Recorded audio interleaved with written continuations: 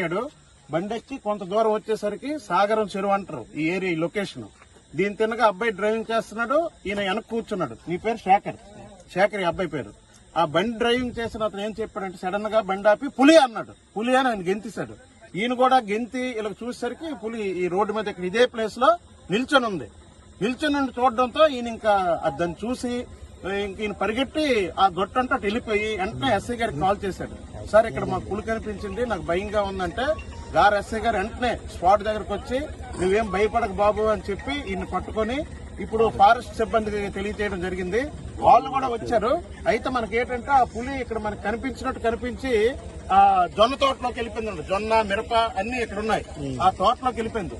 దయచేసి ఎవరు కూడా ఈ గారి నుంచి కొన్ని వచ్చే వాళ్ళు, వాహనదారులు గాని, నడిసి వచ్చే వాళ్ళు గాని, పొలం పనికి వచ్చే రైతులు గాని కరెక్ట్ గా చూసుకుని చేతిలో కర్ర ఏదో పట్టుకొని ఒక్కరు రాకుండా ఒక ఇద్దరు ముగ్గురు ఇక్కడ, ఎందుకంటే అంతా రైతు కూలీలు తిరుగుతున్నారు కాబట్టి అందరు కూడా ఇద్దరు మనిషి కర్ర పట్టుకొని పొలానికి రావాల్సిందిగా కోరుచున్నాం.